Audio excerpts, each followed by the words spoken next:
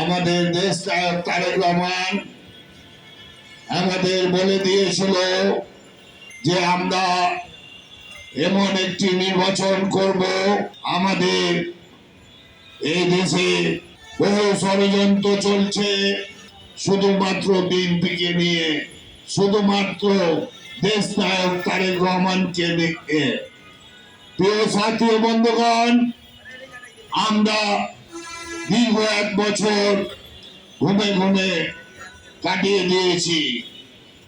আমরা 17 বছর আমরা কোথায় ঘুমিয়েছি, কোথায় খেয়েছি, কোথায় রাত যাপন করেছি, আমাদের সবকিছু ভুলে আমরা অতীত ভুলে গিয়েছি।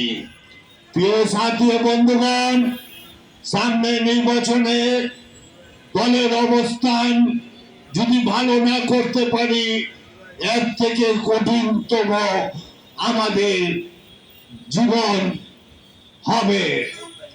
প্রিয় সাথী বন্ধুগণ, এদেশে যখনই এদেশ বিপদে পড়েছে, এদেশের হাল বিএনপি ধরেছে। যখনই এদেশ বোধ হয়েছে, এদেশের হাল বাংলাদেশ জাতীয়তাবাদী দল ধরেছে। প্রিয় সাথী বন্ধুগণ, আমাদের এদেশের জনগণ আমাদের একমাত্র ভরসা।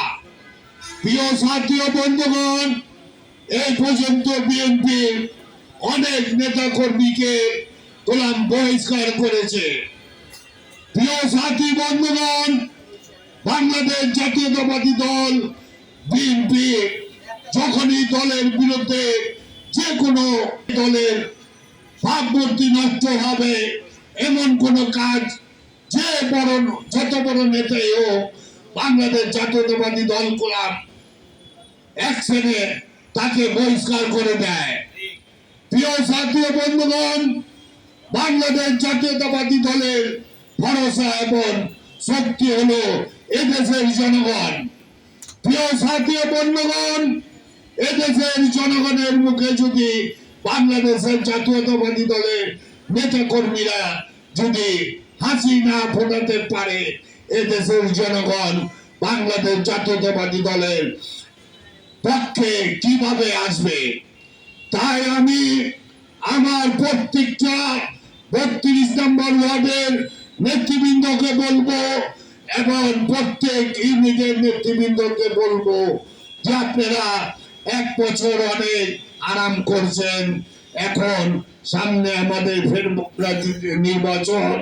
তাই আমি সকলকে বলবো আপনারা ডোর টু ডোর ভাই আধা ঘন্টা সময় বের করে আপনারা মানুষের ঘরে ঘরে যান, গিয়ে মানুষের সাথে কথা বলেন, মানুষের সাথে আপনারা আলোচনা করেন যে আমাদের দেশ নায়ক তারেক রহমান দীর্ঘ 17 বছর কিভাবে কষ্ট করে এদের ছেড়ে মা ভাই পরিবার ফেলে আপনার কিভাবে জীবন পার করেছে, আমাদের 3 বারের প্রধানমন্ত্রী কিভাবে তার ফ্যামিলি এবং কিভাবে তার স্বামীর পিতা বাড়ির থেকে তাকে বের করে এই অসুস্থ বয়স্ক একটি মহিলাকে কিভাবে নির্যাতন করে পুরানা কারাগার।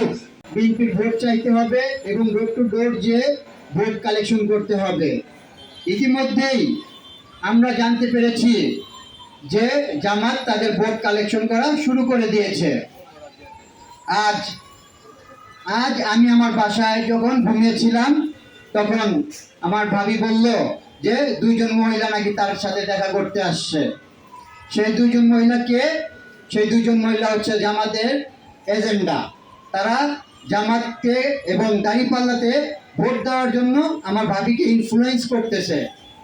তারা বারবার বলতেছে আপনারা দাঁড়িপাল্লাতে ভোট দেন এবং জামাতে ভোট দেন। অলরেডি জামাত কিন্তু তাদের কার্যক্রম শুরু করে দিয়েছে। আমাদের দেশ নায়ক জনাব তারেক রহমান দীর্ঘ 2 বছর যাবৎ, দীর্ঘ 17 বছর যাবৎ বলতেছে যে আমাদের ঘরে ঘরে যে কর্মী তৈরি করতে হবে, যে কর্মীগুলো আমাদের ছিটকে পড়েছে সেই কর্মীগুলোকে আমাদের আবার দলে ফিরিয়ে আনতে হবে। অথচ দেখেন জামাত কিন্তু তার কার্যক্রম শুরু করে দিয়েছে। জামাত অলরেডি তাদের ডোর টু ডোর যেয়ে, যেমন আজকেই আমার ভাবি আমাকে বললো যে দাঁড়িপাল্লাতে ভোট চাইতে আসছে। আমার ভাবি যখন বললো আপনি যে আসছেন কার বাসায় আসছেন জানেন? 32 নম্বর ওয়ার্ড বিএনপির সাধারণ সম্পাদক জুবায়ের আলমের বাসা এটা। তারা তারপরে ওইখানে আমার ভাবিকে বলল যে যদি আপনার পক্ষে সম্ভব হয় আপনি দাঁড়িপাল্লাতে ভোট দেন। তারপর আমার ভাবি বলল আমি দাঁড়িপাল্লাতে কিভাবে ভোট দিব? আমার যেদিকে আমার ঘরের মানুষ বিএনপিতে ওতপ্রোতভাবে জড়িত, দীর্ঘ 17 বছর আমরা জেল জুলুম খেটেছে। আমার দেবর জেল জুলুম খেটেছে, জেলে ছিল। আমরা অসহনীয় নিপীড়ন সহ্য করেছি, তারপরেও আমরা অন্য কিছুতে ভোট দেই কিভাবে? অথচ দেখেন জামাত তার এজেন্ডা নিয়ে বিভিন্ন জায়গায় যাচ্ছে এবং ডোর টু ডোর যেয়ে তাদের ভোট চাচ্ছে। এবং এই কাজই আমাদের করতে হবে এবং আমাদের নেতা কর্মীদের করতে হবে। সবাইকে তার নিয়ে যে যারা আমরা ভাইরা আছি ভাইদেরকে বলবো, বোনরা আছি বোনদেরকে বলবো, এবং আমার বাড়ির মা বোনদেরকে বলবো যে তোমরা আগামীকাল থেকেই ডোর টু ডোর যে মহিলাদের কাছ থেকে তোমরা ধানের শীষে ভোট চেয়ে আসবা। দেশনেত্রী বেগম খালেদা জিয়ার মার্কা ধানের শীষের মার্কা, দেশনায়ক জনাব তারেক জিয়ার মার্কা ধানের শীষের মার্কা। কাকে নমিনেশন দিল সেটা বড় ব্যাপার না, আমাদের মার্কা ধানের শীষের মার্কা। আমরা সেই মার্কায় ভোট দিব ইনশাল্লাহ। আমরা অধীর আগ্রহে আছি দেশনায়ক জনাব তারেক রহমানের অধীর আগ্রহে আছি। দেশনায়ক জনাব তারেক রহমান যেদিন দেশে ফিরে আসবে ইনশাআল্লাহ আমরা মনে করবো ওই দিনে আমাদের ধানের শীষের জয় হয়েছে। এই আশাবাদ ব্যক্ত করে আমি আমার বক্তব্য শেষ করছি।